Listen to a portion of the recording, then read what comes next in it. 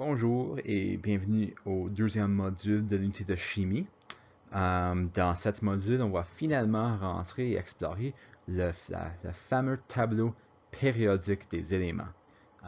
C'est vraiment un peu le cœur de l'unité de chimie, le cœur des chimistes. C'est probablement un des développements scientifiques les plus grands au monde en termes de la domaine de la chimie. Et on va apprendre à bien connaître le tableau périodique dans ce cours. Parce que si vous prenez des cours en chimie dixième, dans l'unité de chimie en dixième, dans le cours de chimie en onzième, en douzième, vous utilisez le tableau périodique à tous les jours. Donc, il est très important que si vous planifiez continuer à étudier la chimie, que vous maîtrisez vraiment votre habileté de lire le tableau périodique. Alors, la nécessité du tableau périodique est venue d'un besoin d'organiser les éléments. Parce qu'il existe plus de 100 éléments. Au fur et à mesure que nos connaissances scientifiques se développent, on continue à découvrir des éléments. Même récemment, dans les dernières quelques années, on a découvert un autre 2-3 éléments. C'est quelque chose qui même est encore en train d'être modifié, d'être mis à jour. C'est vraiment un document scientifique qui n'arrête pas de changer. Mais parce que les scientifiques aiment organiser les choses, en particulier les biologistes, il faut faire attention à eux autres, mais les chimistes aussi, on aime organiser les choses. Donc, Dmitri Mendeleev, un scientifique russe, a décidé d'essayer d'organiser les éléments en ordre croissant de masse atomique.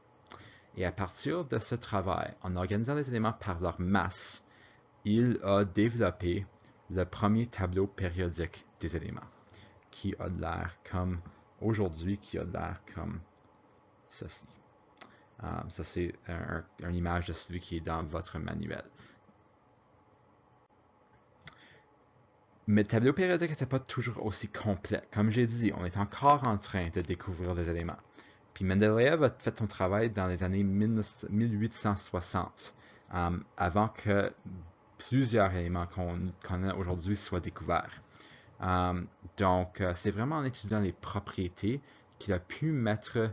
Ce qu'il a fait, c'est qu'il a étudié tous les éléments qu'il connaissait et il les a regroupés premièrement, il les a organisés par masse et ensuite il les a regroupés selon leurs propriétés. Donc, tous les éléments qui avaient les mêmes propriétés, il les a mis dans la même colonne. Et ce qu'il a retrouvé, c'est que une organisation assez logique a été créée avec un nombre de colonnes défini. Et là où il manquait quelque chose, il a juste laissé un espace vide. Et au fil du temps, avec la découverte de différents éléments, on a en fait découvert et on a pu placer des éléments exactement où il y avait des espaces vides dans le tableau périodique original de Mendeleev. Son travail était si bien fait que il a prédit que, disons, un élément avec une masse de 17 devrait avoir certaines propriétés. Et quand on a découvert cet élément-là, on a découvert qu'il avait exactement les propriétés que Mendeleev avait prédit selon son organisation des éléments.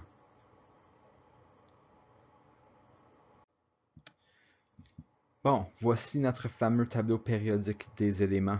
On va commencer, on va passer 3 diapos à l'explorer, à voir ce que ça contient, à voir comment on peut la lire.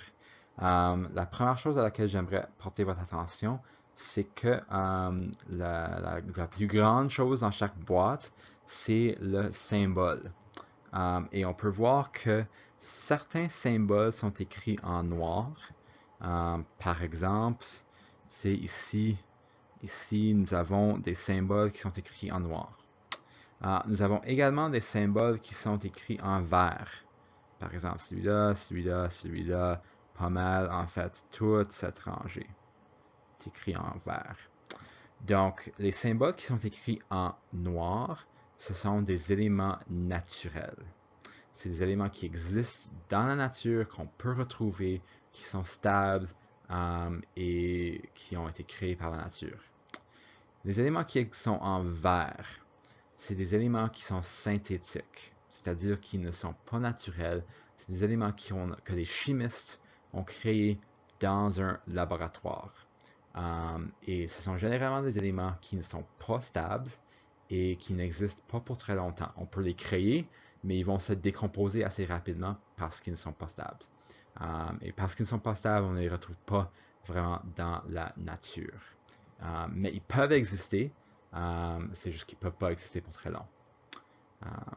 Donc, là, dans chaque case, on a beaucoup d'informations. Comme j'ai dit, nous avons le symbole. Symbole, vous voyez, toujours commence avec une lettre majuscule, parfois suivi d'une lettre minuscule. Je dirais pour 2 tiers des éléments, il y a une deuxième lettre minuscule qui suit la lettre majuscule. En dessous du symbole, nous avons le nom. Donc ici, le TI, c'est le titane, titanium en anglais. Je m'attends à ce que vous connaissiez les noms français des éléments. Je ne veux pas entendre les noms anglais dans vos évaluations, dans vos travaux. Je m'attends à ce que vous utilisez les noms français en passant. Les symboles sont les mêmes en français ou en anglais. Pas de différence si vous travaillez en français ou en anglais. Les symboles ne changent pas. Mais les noms, il y a des noms français pour chaque élément. En haut, nous avons le numéro atomique. Le tableau périodique est organisé selon le numéro atomique, en ordre croissant par numéro atomique. C'est également organisé en ordre croissant par masse atomique. Ça tombe que, parce que la masse atomique, c'est le numéro de protons et de neutrons, et le numéro atomique, c'est le numéro de protons, quand on augmente le numéro atomique, on augmente également la masse atomique. Donc, c'est un ordre croissant par les deux. Rappelez-vous que j'ai dit dans la dernière vidéo que quand on écrit les symboles dans un texte, dans un rapport, on l'écrirait comme, par exemple, ceci, avec la masse en haut et le numéro en bas. Ça, c'est plutôt dans un texte, dans un rapport, dans un travail. Dans le tableau périodique, la masse se trouve en bas, le numéro atomique se trouve en haut. Juste une petite différence à reconnaître. À droite, dans chaque boîte, nous avons les charges ioniques. On va garder ça pour le module 3 de l'unité. On ne va pas en discuter tout de suite. Okay? Donc, ce qui est important pour maintenant, c'est de comprendre ou trouver l'information qui se retrouve à gauche de chaque case. Donc, nous avons d'autres informations à repérer. Vous voyez que les boîtes eux-mêmes sont différentes couleurs. Nous avons le bleu, le vert et le jaune. Et chaque couleur représente un état de la matière. Donc, les boîtes qui sont bleues, ce sont des éléments qui sont des métaux à une température ambiante de la salle. Donc, disons à 20-25 degrés. Tous les boîtes qui sont bleues, c'est des éléments qui seront des métaux, qui sont considérés des métaux. Tous les boîtes qui sont jaunes, c'est des éléments qui sont considérés des non-métaux. Et tous les boîtes vertes, donc les boîtes vertes sont la partie diagonale ici, c'est ce qu'on considère des métalloïdes. C'est des éléments qui peuvent agir comme des métaux et comme des non-métaux, dépendamment des circonstances. Donc, c'est quoi la différence entre un métal et un non-métal? Ben, généralement, les métaux sont des solides, sauf le mercure qui est un liquide. Mais à part du mercure, tous les métaux sont des solides. Les non-métaux sont un mélange. Là, il y en a plusieurs qui sont des gaz, il y a certains qui sont des solides, il y a le brome qui est un liquide. Mais vraiment, les métaux sont tous des solides. Les métaux sont vraiment lustrés. Les non-métaux ne sont pas très lustrés. Les métaux sont des conducteurs. Right? Quand on a parlé d'électricité, tous les métaux sont capables de conduire un courant électrique. Les non-métaux sont des isolants, généralement, pas des conducteurs. Les métaux sont très malléables. Ils peuvent être changés, on ne peut pas vraiment changer leur forme. Les non-métaux sont plutôt friables. Donc, c'est vraiment des propriétés physiques qui différencient un métal d'un non-métal. Et ça tombe qu'ils se retrouvent dans la même place du tableau périodique. Et on va pouvoir expliquer un peu plus pourquoi vers la fin de l'unité. OK. Quelques derniers points à savoir sur le tableau périodique. À gauche, nous avons des numéros. Un numéro pour chaque rangée, de 1 jusqu'à 7. On appelle les rangées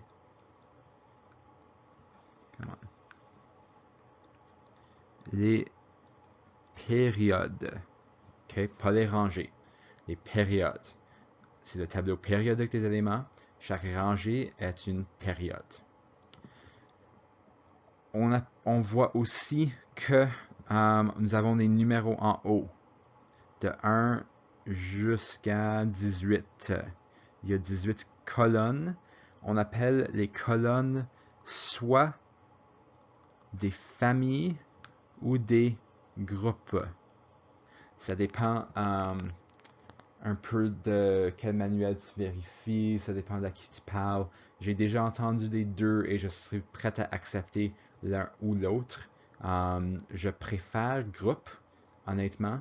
En anglais, on dit plutôt group et non family. Mais en français, j'ai vu assez de gens utiliser le mot famille que je veux que je veux que vous soyez préparés à le voir. Mais je préfère groupe pour les colonnes. Chaque colonne, chaque groupe a des propriétés différentes et ont des noms. Certains groupes ont des noms spéciaux. Donc, par exemple, le groupe numéro 1, c'est ce qu'on appelle les métaux alcalins. Et les métaux alcalins n'incluent pas l'hydrogène. Donc, les métaux alcalins sont les éléments du groupe 1, sauf l'hydrogène. Okay, tous ces éléments-là, c'est les métaux alcalins. C'est les métaux les plus réactifs. C'est des métaux qui vont réagir avec pas mal tout. C'est des métaux que nous n'avons pas dans l'école parce qu'ils sont trop réactifs. Ce ne serait pas sécure de les garder dans l'école. Si on va à l'extrémité opposée, le groupe 18, ce sont les gaz inertes. Donc, tous les éléments dans le groupe 18 sont des gaz inertes. Les gaz inertes sont les éléments les moins réactifs. En fait, ils sont presque pas réactifs du tout. Ils sont extrêmement stables, ils réagissent avec presque rien. Et on va voir pourquoi aussi un peu cette année, un peu plus dans les cours de chimie à venir. L'autre groupe à laquelle je veux que vous reconnaissiez aujourd'hui, c'est le groupe 17. Particulièrement, pas incluant le dernier, mais le fluor, le chlore, le brome et l'iode. Ce sont les halogènes.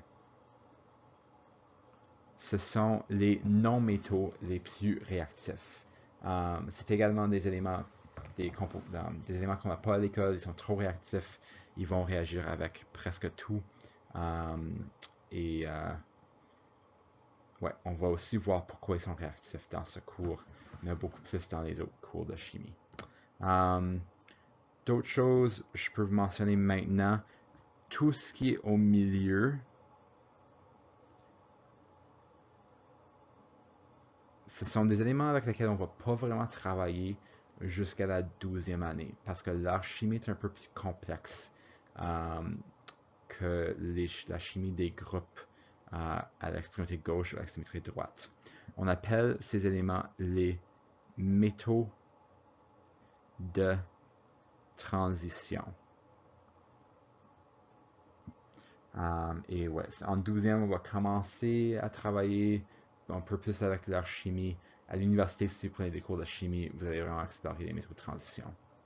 Vous voyez également que les métaux de transition incluent tout ce qui est ici. Donc, tout ce grand tableau en bas, ça rentre juste ici. Donc, entre la lantane et le hafnium, tu as toute cette rangée, cette première rangée ici, qui va ici. Donc, tu vois que ça saute de 57 à 72, parce que 58 est ici et 71 est ici.